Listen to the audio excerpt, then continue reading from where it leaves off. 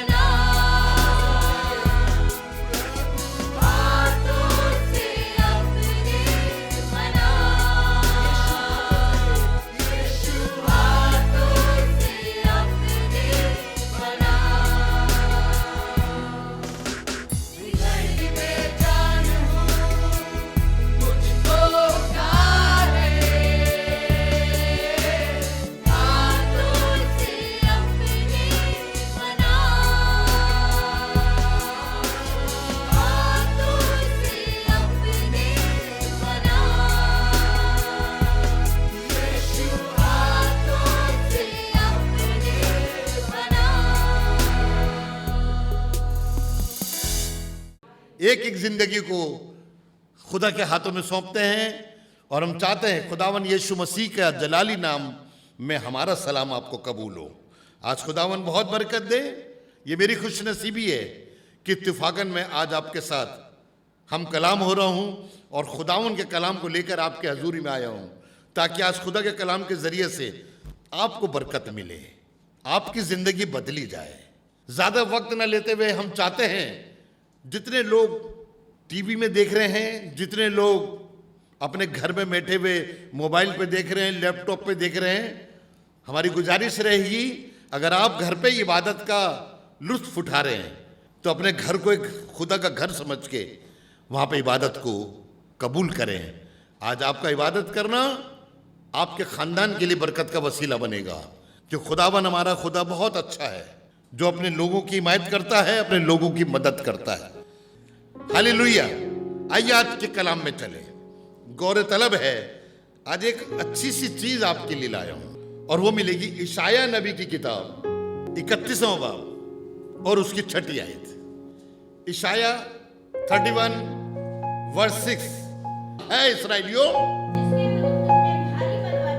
जिसके विरुद्ध तुमने भारी बलवा किया है, बाइबल बताती है जिसके विरुद्ध आए इस्राएलियों तुमने जिसके विरुद्ध बलवा किया है उसकी और फिरो। और उर्दू में ऐसा लिखा है इशाया नबी किताब 31वां बाब और उसकी 6ठी आयत। बहुत बार हमें अपने रीडर्स की कमी निकलती है कि हमारे रीडर्स हमारे साथ हों तो जैसी कहा जाए एकदम बोले ताकि खलल ना पड़े खुदा कलाम में। आए बनी इसराइल, बड़े ध्यान सुनिएगा, हिंदी में और उर्दू में बड़ा फर्क है। आए बनी इसराइल तुम उसकी तरफ फिरो जिससे तुमने सख्त बगावत की। देखिएगा आज खुदा कलाम मेरा आपको सिखा रहा है, दुनिया के लोगों को सिखा रहा है, आए बनी इसराइल यानी खुदावन के लोगों।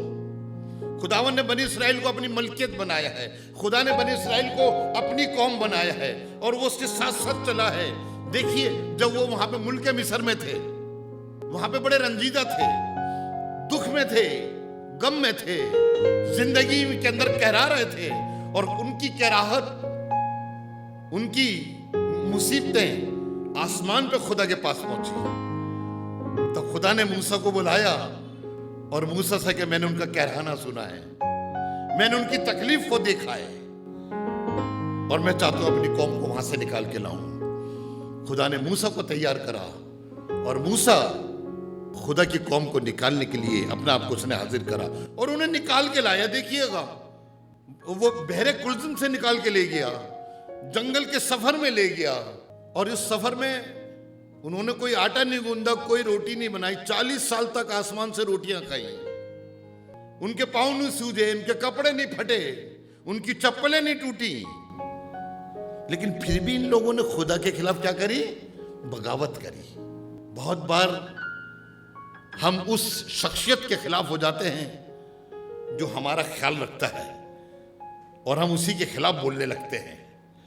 बहुत बार हम खुदा के खादिम के खिलाफ हो जाते हैं। खुदा खादिम जो अपनी जिंदगी खुदा की कौम के लिए, खुदा के लोगों के लिए, खुदा की कलीसिया के लिए खर्च करता है, बहुत बार हम उसको भी अपना नहीं समझते।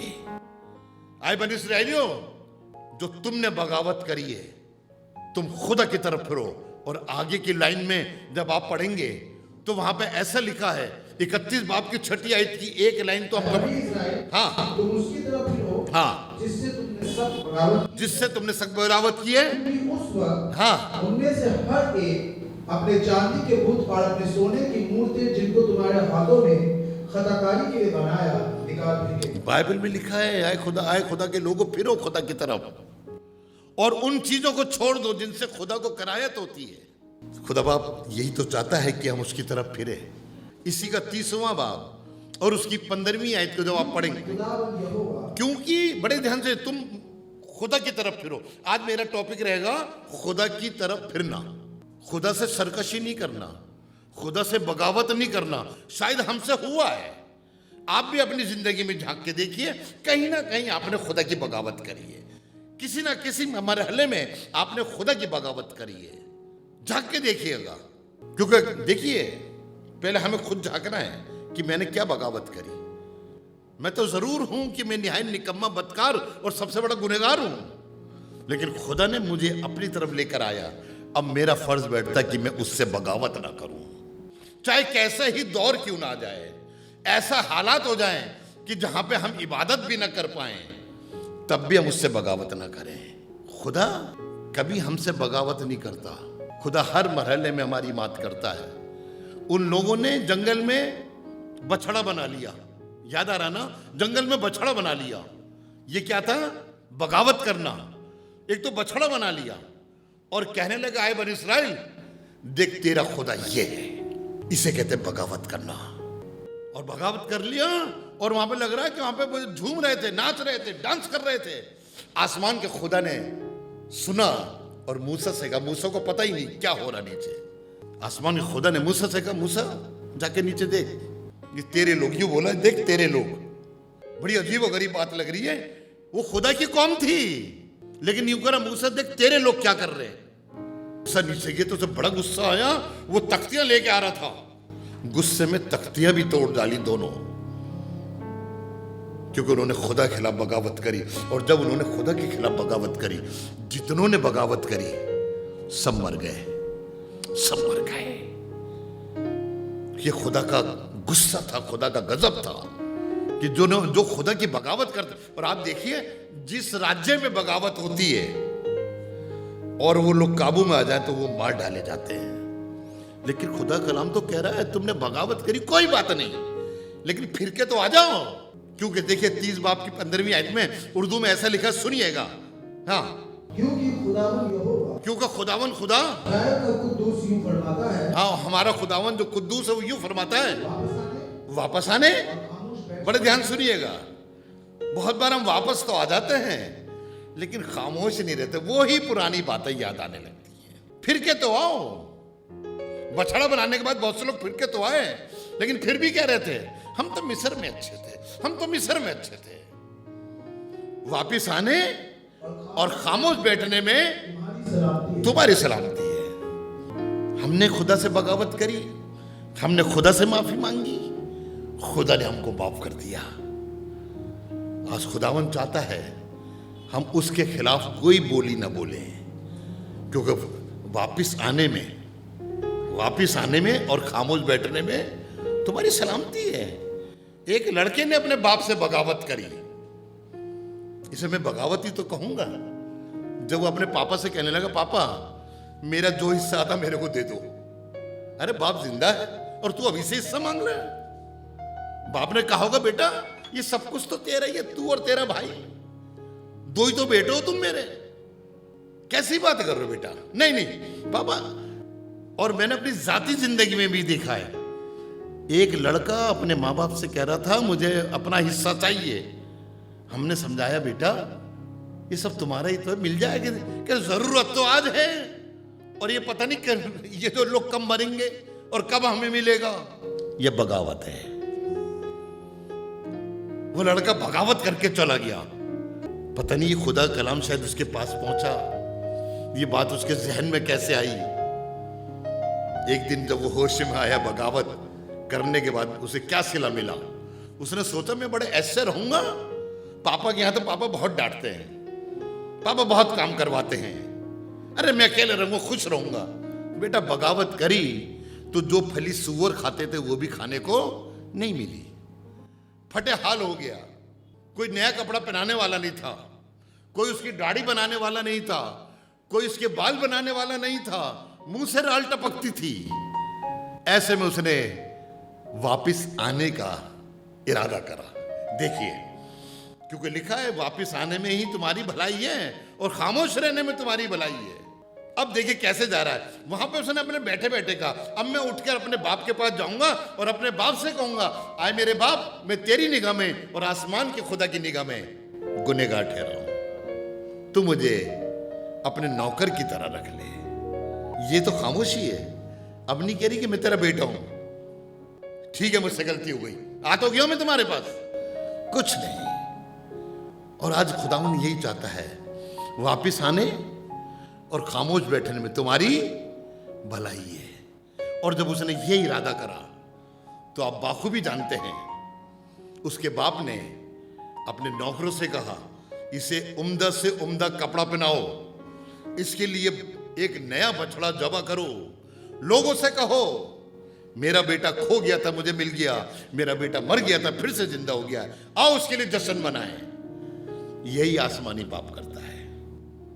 जब हम खुदा से बगावत करके, मालूम क्या बगावत, खुदा ने कहा है जो जगह मैं तुम्हारे लिए चुन लूं तुम वहां पर जाया करना। अगर खुदा ने बहुत से वायदे करे हैं तो बहुत से अहद और पैमान मेरे और आपसे बांधे भी हैं। स्टेशन की किताब के 12 बाब की 5वीं आयत में लिखा है कि जो जगह मैं तुम्हारे कबीले में से चुन लूं तुम वहां पर जाया करना, अपना सारा दशमांश, अपनी सारी धेकी, अपने सारा हदिया और अपनी सारी भेंट वहीं पे चढ़ाना। तो खुदा ने ये तो नहीं कहा था जब तक तुम्हारे कष्ट के दिन आ जाए तब मत जाना। वो तो प्रेजेंट कंटिन्यूस में बोल रहा है, तुम वहां पे जाया करना। खुदा के लोगों के क्या, खुदा के घर में आने से ही कतराने लगे। लेकिन हम खुदा का शुक्र, तो मैं अपने खानदान का शुक्र करता हूं, हमने बा आवाज बुलंद खुदा की बातें करी है। पहले तो हमारे वो थी कि चर्च में इतवार के दिन 100 लोग आते थे, लेकिन हमें अच्छा लग रहा है हमारा प्रोग्राम देखते हैं। कम से कम 100 खानदान हमारा प्रोग्राम देखते हैं और 100 में 3, एक खानदान में 3 तो होंगे, यानी 300 लोग प्रोग्राम देख रहे हैं। जबकि रेटिंग हमारी बहुत अच्छी आती है, 1000 लोग व्यू वो डाल रहे हैं, 1400 लोग, 1500 लोग, क्योंकि लोगों को बरकत मिल रही है। हमने खुदा के घर को यहां से उठा के उनके घर में रख दिया है कि वो वहां पे खुदा की इबादत करें। बगावत मत करो भाई।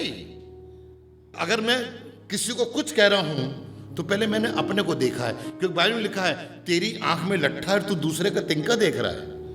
मैंने अपने लट्ठे को अलग करा है, तभी मैं दूसरे को तिनकों को बता रहा हूं कि बेटा अपना तिनका सही कर लो। ये बगावत है। खुदा से दूरी ये बगावत है। और खुदा नहीं चाहता कि तुम बगावत करो। जब उन्होंने जंगल में बगावत करी, आपको मालूम उड़ने वाले सांप आ गए थे और लोगों को काटा। मालूम क्यों आ गए थे? वो कह रहे थे ये निकम्मी रोटी खाते खाते हमारा जी कराने लगा है। खुदा बाप आपको बताना चाहता है, उसने अपने बेटे यीशु मसीह को दुनिया में इसीलिए भेजा कि हम यीशु मसीह के खिलाफ बगावत न करें। और बगावत तो हमेशा हर जमाने में होती आई है। उस यीशु ने जिसने अंधों को आंखें दी, उस यीशु ने जिनके मरे हुओं को जिंदा करा, वही लोग एक दिन खड़े होकर बगावत कर रहे थे। मालूम क्या कह रहे थे? बरअब्बा को छोड़ दे, बरअब्बा को छोड़ दे, इसको सलीब दे, इसको सलीब दे। नजात दहिंदा को जिसने हमारे साथ भलाई करी। आज दुनिया का दस्तूर ये है, जो किसी के साथ भलाई करता है लोग उसके साथ बदई करते हैं।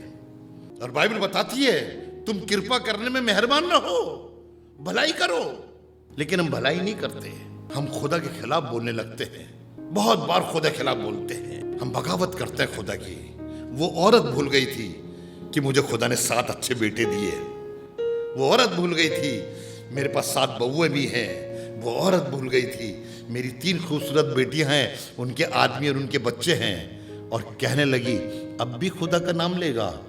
यही कहती तो काफी रहता, बल्कि क्या कहने लगी, खुदा के खिलाफ कुफर बक, और मरता है तो मर जाए। कितनी बड़ी बगावत थी, और वो छोड़ के चले गई अपने आदमी को।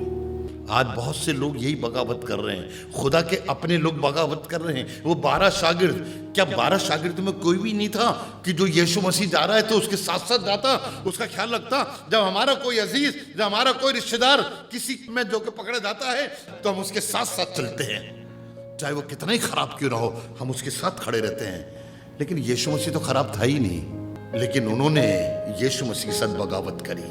आज खुदावन आपके जीवन से चाहता है हम बगावत न करें। इशाया नबी की किताब है, उसका पहला बाब, book of Isaiah chapter 1 and verse 4 and 5 पढ़िएगा, वहां आपको बरकत मिलेगी। पहला बाब 4 और 5वीं आयत में ऐसा लिखा है, हाय ये जाति, कौन सी जाति?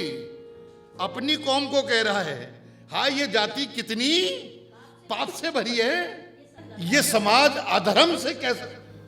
खुदावन अपने लोगों के लिए बोल रहा है, ये खुदावन अपने लोगों के लिए बोल रहा है। उर्दू में ऐसा लिखा है 4 आयत और 5वीं आयत। हाँ, खताकार गिरोह, क्या?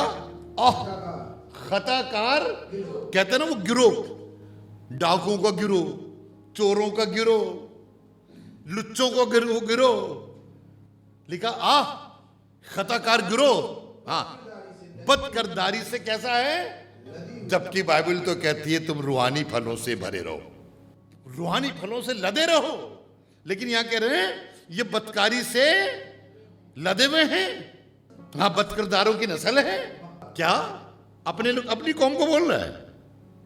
कितना खुदा को दुख हो रहा है। फिर से पढ़िएगा ये लाइन। हाँ खताकार गिरोह, हाँ, बदकिरदारी से लदी हुई कौम, हाँ, बदकिरदारों की नस्ल, मक्कार औलाद, जितने खुदावन को तरक माने छोड़ दिया। एक बछड़े को देख के खुदा को छोड़ दिया।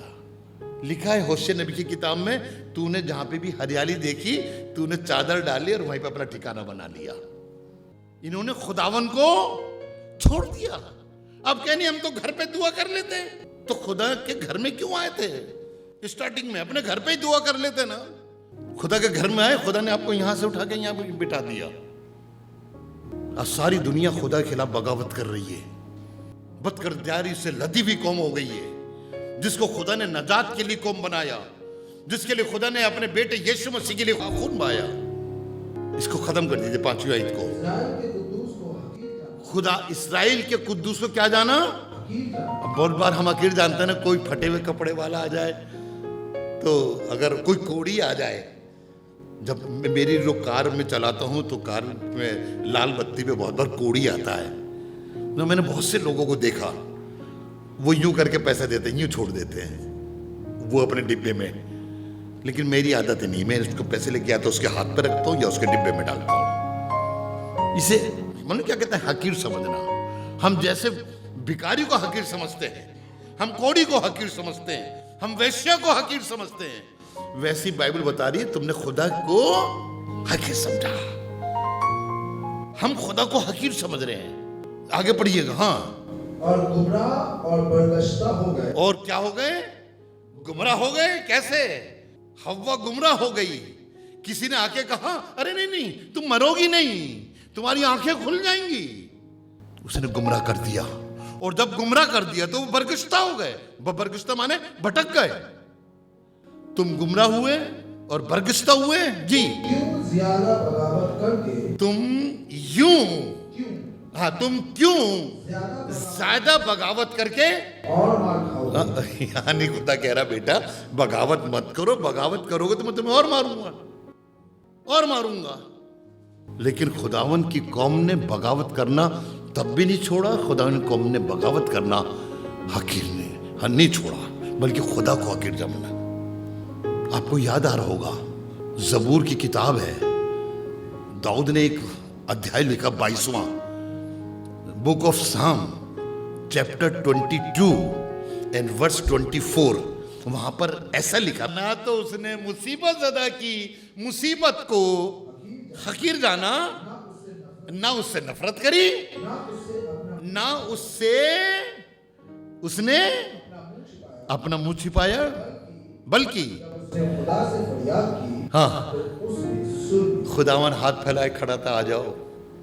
नहीं सुनी लोगों ने। सलीब यही तो दिखाती, खुदावन हाथ फैलाए खड़ा है। नहीं आए। आए मेहनत उठाने वालों, बोझ से दबे लोगों, सब मेरे पास आओ, मैं तुम्हें आराम दूंगा। लोगों ने सुना नहीं, आज भी नहीं सुन रहे हैं। आज उनका रुपया बोल रहा है, आज उनकी ताकत बोल रही है, आज उनका अकल बोल रही है। खुदावन के पास आइए, मुश्किलातों को पार करके आइए। जब आप मुश्किलातों को पार कर लेंगे तो खुदा आपसे निहायत ही खुश होगा। मैंने अपने लड़कों, अगर आप ऊपर की आयतें पढ़ेंगे दूसरी तीसरी, मैंने लड़कों को पाला पोसा और उन्होंने ही मेरे खिलाफ बगावत करी। कितना बुरा लगे जब मेरा बेटा आशीष है, मेरी बेटी टीना है, इनको पाल पोस के बड़ा कर दिया।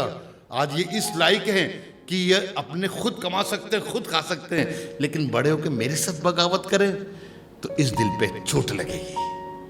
ऐसी आसमान के खुदा के दिल पे चोट लगती है। मैंने लड़कों को पाला पोसा, लेकिन इन्होंने मेरे खिलाफ क्या करा? सरकशी करी, बगावत करी, बरगश्ता हो गए। बहुत बार देखिए, एली को खुदा ने कहा था तू मेरी निगाह में बना रहेगा। याद आ रहा ना पहला शमूएल 2:30 में, मैंने कहा तो था तू मेरी निगाह में बना रहेगा। लेकिन एली ने बगावत करी। कैसे? अपने बेटों को ना हटाकर, अपने बेटों से अलग ना होकर खुदा से अलग हो गया, मर गया, कुर्सी से गिर पड़ा, गर्दन की हड्डी टूट गई, दोनों बेटे जंग में खत्म हो गए, क्योंकि उन्होंने खुदा से बगावत। कैसे बगावत करी? जो लड़कियां खुदा के घर में काम करने आती थी उनके साथ उन्होंने हमागोशी करी। और एली ने भी अपने बच्चों को नहीं समझाया, नहीं सिखाया। ये खुदा की बगावत करना खुदा को अच्छा नहीं लगा। अगर आप चाहते हैं कि आज खुदावन आपको बरकत दे, खुदा से बगावत मत करिए। कोई भी ऐसा काम ना करिए जिससे खुदा को दुख पहुंचे। देखिए, बगावत करना क्या होता है? कभी कभार मैंने सोच रहा था बगावत करना किससे कहते हैं। कभी कभार हुक्म ना मानना, खुदा से बगावत कर। अगर आपसे कहीं गलती हुई है तो अपनी जगह पे खड़े हो जाइए। आज मैं आपके लिए दुआ करूंगा। मैं नहीं देख रहा हूं आपको। आप ईमानदारी के साथ उस बात को याद करके खड़े हो जाइए, क्योंकि वापस आने और खामोश रहने में ही तुम्हारी भलाई है। आइए दुआ करें। अगर गलतियां हुई हैं तो उसकी माफी मांगने के लिए खुदा का खादिम आपके लिए दुआ करेगा। Thank you Lord, thank you Jesus. खुदा बाप, हम तेरे शुक्रगुजार हैं कि तूने आज हमें अपने कलाम से तरोताज़ा करा है। हम लोगों ने बगावत करी खुदा। मैं अपनी ज़िंदगी चाहता हूँ, मैंने तेरे साथ बगावत करी है, लेकिन तूने, जब मैं वापस आया, तूने मुझे अपने गले से लगाया है।